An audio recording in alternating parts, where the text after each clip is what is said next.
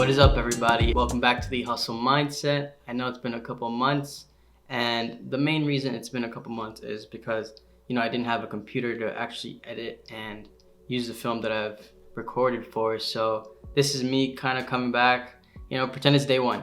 So let's just jump right into it. So today's topic is ways to reinvest your money and why. So number one, it might seem gimmicky at first, but self-growth, I feel, is just so crucial to who you are as a person and to help you as an entrepreneur, business person, and in your career. So this is an area where I feel if you really hone your skills and really become advanced and understanding who you are as a person, your weaknesses and your strengths, this can be something so crucial for you to advance into the next stage of your passive income stream or any income stream that you're trying to work on. So with self-growth, there is a multitude of areas where you can learn about how to increase your skill sets, how to increase the productivity of yourself, how to feel healthier. So this all can be found in different areas such as Google, YouTube, Facebook, Instagram. Following and learning different ways you can grow as a person and as a person of entrepreneurial spirit. Self-growth is really a self-defined area where you pinpoint the areas that you want to focus on. And some of these areas can be found, like I said, through YouTube, through Google, and all those different types of areas. But some things aren't open like that. Some things are hidden behind a paywall, which is totally fine. People want to get paid for what they teach. So I'm all for that. And, this is a different way where you can get information that might not be open to the public per se. Reading a book can be so helpful for a lot of different people. And one of the reasons is because this is a certain type of way you can really absorb information. Let's say you really like relaxing and you don't want to be all up on your phone, using different types of social media, going on Instagram, YouTube, trying to find out information that might be helpful for you. It's a great way to get an overview of a topic learned all in one book. And, it might take you a couple hours to read to make sure the person you're reading the book about or reading their information is a credible source. So just make sure you're doing your background research to make sure this person is a credible source and you're just not reading some mumbo jumbo online. That being said, books might not be the best option for a lot of people. For me personally, I like listening to audiobooks because they're a great way to use your time wisely. And if you're a lot on the move, you're driving around a lot for work, or you can't really sit down, you have a short attention span, audiobooks might be a great way. So let's say, a lot of people go on runs and try to listen to information through that way. That might be the perfect way for you to listen to information as well. Another quick tip about that, a lot of different books also have, a kind of combination where they talk about the book itself, read you the book, and then they also go into like a kind of podcast format where they talk about the subject at hand. And, that's one of the great ways to learn more information. So you might get a little bit of bonus if you actually go through the audiobook route. So a lot of people ignore the health aspect of self-growth. I am definitely a hypocrite of this. I am not the healthiest person in the world. I have a lot of bad habits when it comes to food, but one of the aspects that is crucial in this is also growth in the aspect of keeping your health up and making sure you get the rest you need. Knowing that sleep restores energy and restores a lot of functions on your body, helps make sure you maintain your temperature right, your immune system, and making sure all these other levels as well. Make sure that your energy levels are higher than they would be, let's say, instead if you got 5 hours of sleep compared to 7 or 8 hours of sleep. So self-growth, as a recap, is very important because it can be one of the biggest motivations and one of the biggest confident boosts you can have as a person. Knowing that you might not have learned a new hard skill or soft skill, but that you're becoming more knowledgeable in the field that you're interested in is a great way to reinvest the money that you earn. Through buying a book or two, through buying an audiobook, through learning through a course.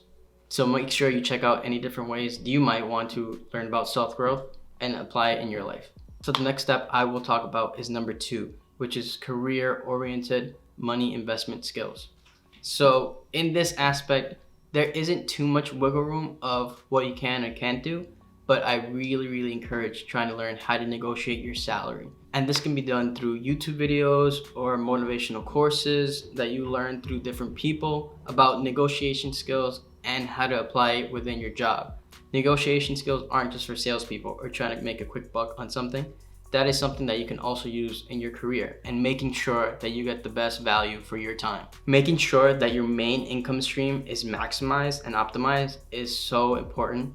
And it might be a better use of your time than starting another income stream on the side. So just to give you a scenario, Let's say on the high end, you spent $100 on a course, $100 on a webinar, on a one-on-one talk with somebody, and you actually apply the skills that you learned through that. And in this scenario, let's say you make 50K a year. If you sit down with the higher up or your manager and actually can renegotiate your salary going up, let's say $2,000 or $3,000, that is a huge bump for the value that you get for putting in $100 and some time on the side to make sure you optimize this income stream of yours. If we stick to the scenario where you spent $100 to get a $3,000 increase on your salary, that is a 6% increase on your base salary alone, which is a 30x return on the money that you spent in that area. Give yourselves a thumbs up. You just made $3,000 by putting in the least amount of effort possible in this list. And within careers, negotiating your salary isn't the only option. You can also learn very hard skills. So skills that are in demand and will be in demand in the future. So, some skills that are future-proof, like coding or marketing or promoting, these skills can be used for the future as time moves on and can make you the authority in your area, in your job, in your industry, and can definitely have an impact in your salary. Not only can it impact your salary and your hourly time, but it can also help you establish a business on the side or a permanent business that you focus on just on the skills you have learned. So one place that I love going for these type of courses is Udemy. If you spend, let's say, $10 to $30 on one or two courses, this investment can last you for a long time, especially when compared if you buy something online from some gurus that you saw some Facebook ads for. This will save you a lot of money, a lot of time, and it's very centralized in where you can keep all your courses at. So make sure you check out Udemy and figure out what type of hard skills you might be interested in that might help you out in your industry, or something you might be interested in on the side completely. So number 3 on the list is kind of divided into 2 different trains of thought.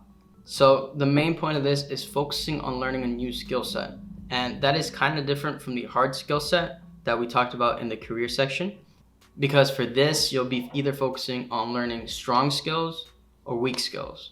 So if you focus yourself on strong skills, these are skills that you already have knowledge about. So it's something that won't be new to you and you feel totally comfortable with and excited about learning more information on. So this can be something that helps you become the go-to in the office and help others learn more information about. So you become the expert in your office or in your industry.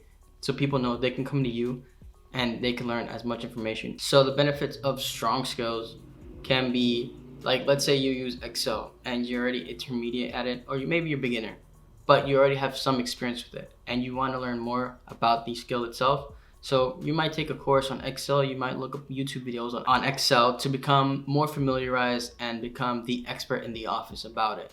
So that, people come to you and let's say you're next up and a position opens that has that really strong set of skills that you have acquired now, you might be number 1 contender for that position. Weak skills are a totally different animal where you might try to learn this for totally different reasons.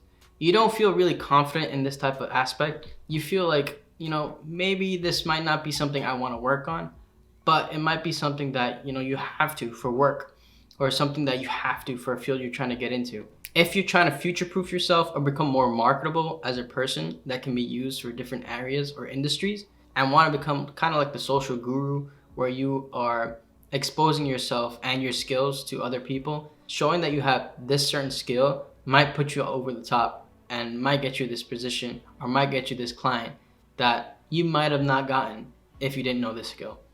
For me personally, something that I would work on is weak skills, because I'd rather focus my attention on getting way better on something than getting my strong skills incrementally better, but not as good if I focus on my weak skills specifically. What I don't recommend is trying to work on both at the same time. So not trying to work on 2 sets of skills that are weak and strong. Focusing on one or the other can prove way more beneficial for you. And why I don't recommend trying to focus on both at the same time instead of focusing on just the strong skills or the weak skills is because you might not be able to get the most bang for your buck out of that. You might be noticed more if you focus on getting one more skill for your resume or one more strong skill that you might be able to focus on and get more attention for, than trying to be more of a well-rounded person that doesn't really stand out from the crowd. So this is just another way you can try to reinvest your money and into yourself or maybe equipment that you might need to get the ball rolling with either this weak skill or this strong skill. Something that might be more advanced or something that might interest people way more is long-term investments. So in this area, this is something that I categorize personally as something you focus on for 10 plus years down the line. And it's not something you're going to capitalize on or take the money from right this instant in a year or two, something that isn't short term. The benefits of this is, what you're focusing on long term are definitely not your short term goals. So if you're trying to get a house, let's say in 10 plus years, or pay down a big part of the mortgage in 10 plus years, or even trying to retire in over 10 years, it might be something that you can be way more benefited from if you keep that aside for a long time and trying to get that passive income flowing. So long-term investments are the best way to get the compound interest from these different areas and get them working for you.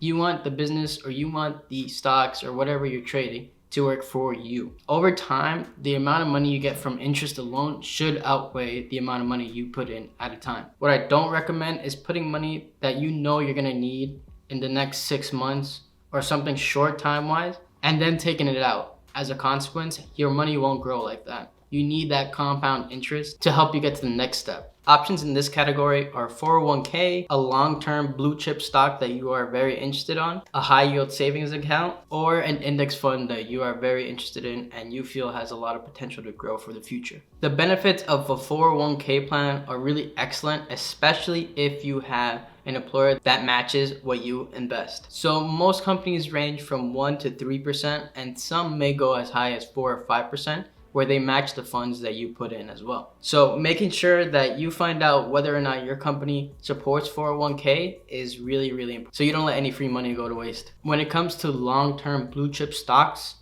what I mean by that, and a strategy that I would say you can focus on, is trying to find companies with high caps or large caps, which means that they have a $10 billion market value as of current day. So basically what you're buying into and investing in is a company that you know that is a staple in that industry. And basically you feel have at least 10 plus years left to grow in the stock market and grow as a company. I hope this video was helpful in some ways, making sure that you're reinvesting your money properly and making sure all these channels are met eventually. All these channels are a great way to increase your monthly income and making sure you feel secure for the future.